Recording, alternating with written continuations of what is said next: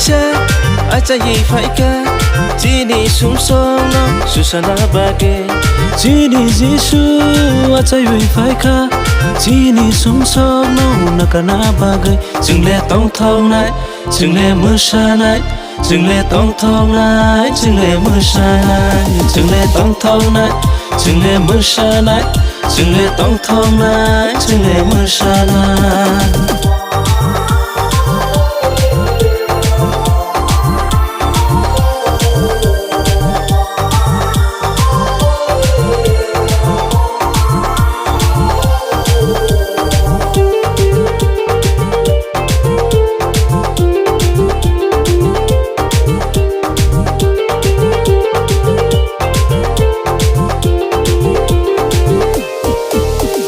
phải về đi kỳ chính sông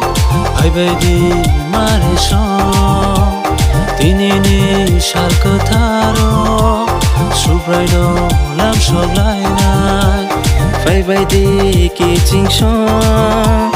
phải về đi mà để sông tin ini shal cơ tharo subrai nó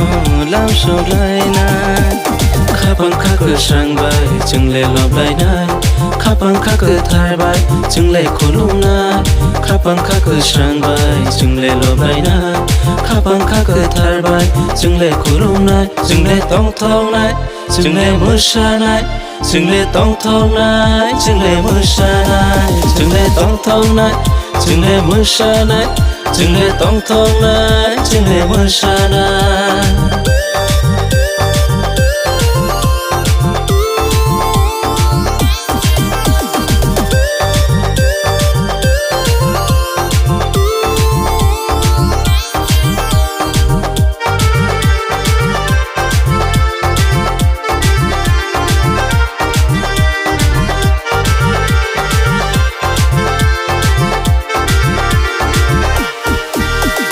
phải về đi ta khuro phải về đi bu khuro Christmas đi xa lo chân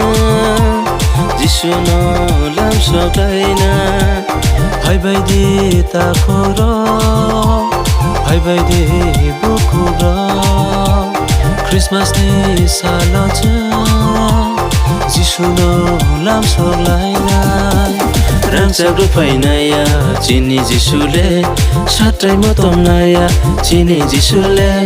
thong mất tôm bò này à chỉ ni Giêsu lệ chỉ ni khăn nó xe này à chỉ ni Giêsu lệ chừng lệ tông thong này chừng lệ mưa sa này chừng lệ tông thong này chừng lệ mưa sa này chừng lệ tông thong này chừng lệ mưa sa này chừng lệ tông thong này chừng lệ mưa sa này mưa tháng này xa ai cha gì phải ca chỉ đi xuống sông nó Susana Bage chỉ đi Giêsu ai cha gì phải ca